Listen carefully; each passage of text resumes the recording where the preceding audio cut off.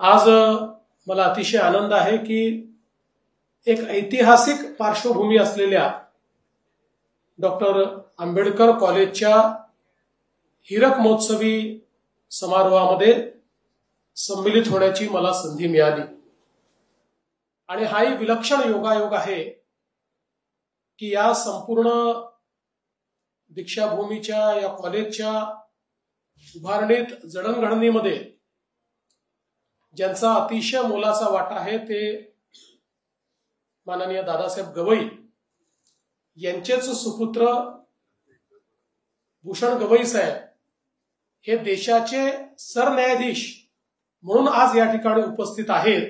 ही खरोखर मला असं वाटतं की एक विलक्षण अशा प्रकारचा योगायोग आहे। तसं तर गेले अनेक वर्ष विविध कॅपॅसिटीमध्ये भूषण गवई साहेबांनी देखील इथली सेवा केलेली आहे आणि एक प्रकारे आपण असं म्हणतो ही बिलॉंग्स टू दिस प्लेस, तशा प्रकारे त्यांचा इतके वर्ष इथे वावर राहिलेला आहे। पण आज ते एका वेगळ्या कॅपॅसिटीमध्ये या ठिकाणी आलेले आहेत आणि त्याचा आपल्या सर्वांना अतिशय सार्थ अशा प्रकारचा अभिमान आहे। खरं म्हणजे पद्मश्री दादासाहेब गायकवाड असतील, दादासाहेब गवई असतील, सदानंद फुलझेले साहेब असतील, यांचा आवर्जून उल्लेख करावा लागेल की या मंडळींनी इतर काही लोकांना सोबत घेऊन या आंबेडकर कॉलेजची स्थापना केली आणि त्यावेळी कदाचित कोणालाही याची कल्पना नसेल की हे कॉलेज इतकं मोठं होईल आणि इतकं नावारूपाला येईल। 20,000 रुपये जमा करून त्यावेळी या कॉलेजची स्थापना, या ठिकाणी महाविद्यालयाची स्थापना करण्यात आली होती। अर्थात तेव्हाच्या 20,000 रुपयाला किती महत्व होतं हे आपण समजू शकतो। पण अशा सगळ्या अडचणीच्या काळामध्ये 5 वर्गखोल्या, 5 शिक्षक आणि 300 विद्यार्थी इथनं सुरू झालेला प्रवास आपण आत्ताच बघत होतो की सगळ्यात मोठा मल्टीडिसिप्लिनरी कॉलेज म्हणून आज या कॉलेजला या ठिकाणी मान्यता मिळालेली आहे।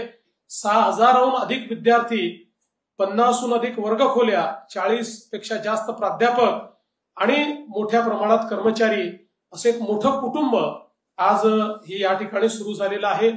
कला, वाणिज्य, विज्ञान, कायदा, जैवतंत्रज्ञान, संगणकशास्त्र, नॅनो तंत्रज्ञान, physics, biochemicals, genomics, business management, law, criminal law, सर्व प्रकारचे अभ्यासक्रम या ठिकाणी आपल्याला पाहायला मिळतात आणि हजारो मुलांच्या आणि मुलींच्या जीवनामध्ये परिवर्तन करण्याचं काम हे या महाविद्यालयाने केलेलं आहे।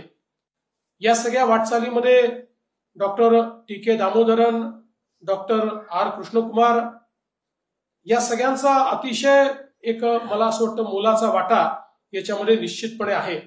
आणि नॅक कडनं ए दर्जा असेल, UGC कडून कॉलेज विथ पोटेन्शियल एक्सलन्स असेल, अशा विविध प्रकारच्या मान्यता घेत या कॉलेजने खूप मोठ्या प्रमाणात या ठिकाणी एक आपलं नाव कमावलं। खरं म्हणजे आज आपण बघतो की पूर्वी आपल्याकडे गव्हर्नमेंट कॉलेजेस जे होते त्या गव्हर्नमेंट कॉलेजेसमध्ये ऍडमिशन करता खूप मोठ्या प्रमाणात लोकांचा प्रयत्न असायचा।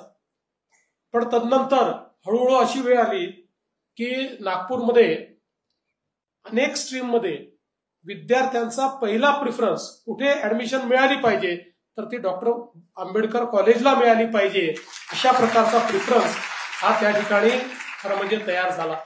आणि मला असं वाटतं की शेवटी डॉक्टर आंबेडकरांचं नाव, बाबासाहेबांचं नाव एखाद्या संस्थेला देणं तर त्याकरता लिगसी देखील तशीच तयार करावी लागते।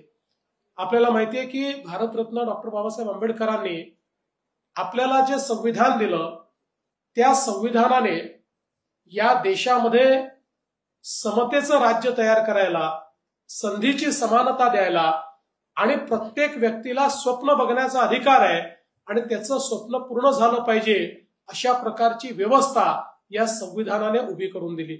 आणि म्हणूनच ही जी की एक अत्यंत मोठी विरासत जी भारतरत्न डॉक्टर बाबासाहेब आंबेडकरांनी तयार केली, एकीकडे ती जी विरासत आहे ती पुढे नेण्याचं काम हे एक आव्हान या कॉलेज समोर होतं, आणि दुसरीकडे पवित्र दीक्षाभूमीच्या परिसरामध्ये ज्या ठिकाणी भारतरत्न डॉक्टर बाबासाहेब आंबेडकरांनी धम्माची दीक्षा दिली आणि त्यातून समाजाला एक नवीन दिशा देण्याचं काम हे बाबासाहेबांनी केलं, त्या परिसरातलं कॉलेज, त्यामुळे एक दुहेरी आव्हान खरं म्हणजे या कॉलेज समोर होतं.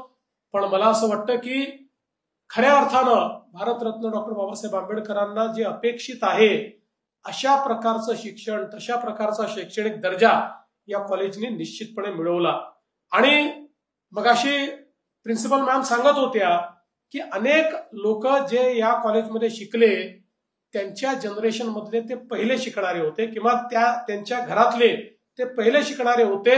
अशा प्रकारचा जो संपूर्ण वंचित समाज आहे त्या समाजाला शिक्षणाची दारं उघडी करून आणि त्यांच्याही जीवनामध्ये परिवर्तन घडवण्याचं काम हे खरं म्हणजे या कॉलेजच्या माध्यमातून झालेलं आपण बघितलं.